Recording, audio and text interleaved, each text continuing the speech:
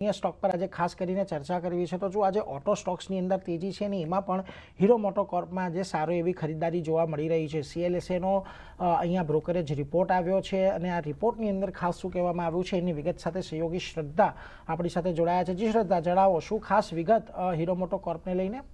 જી, તો હીરો મોટો પર CLSAનો રિપોર્ટ છે. તેઓએ આઉટ પરફોર્મ કોલની રેટિંગ આપી છે અને ટાર્ગેટ આપ્યા છે 5,728 રૂપિયા પ્રતિ શેરના.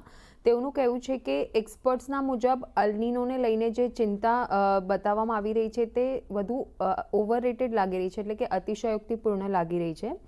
મોન્સૂન અને કંપનીના જે સ્થાનિક ટુ વ્હીલર વોલ્યુમ ગ્રોથ છે એની વચ્ચે ખાસ કોઈ કોરિલેશન નથી લાગી રહ્યું. સાથે જ 14% માર્જિન મેન્ટેન કરવાની સાથે પોઝિટિવ વોલ્યુમ ગ્રોથ અહીંયાથી કંપનીએ ડિલિવર કર્યો છે.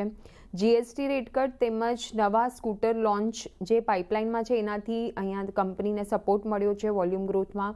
FY 27-28 માટે 5% વોલ્યુમ CAGRનું અનુમાન છે અને એબિટા માર્જિનની વાત કરીએ તો અહીંયાથી 14% પર રહેતા જોવા મળી શકે છે.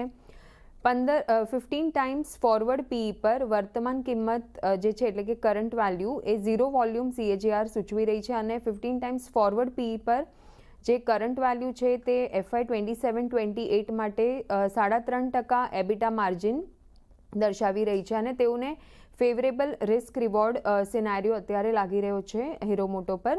તો આ રીતે એક પોઝિટિવ રિપોર્ટ છે હીરો મોટો પર CLSA તરફથી.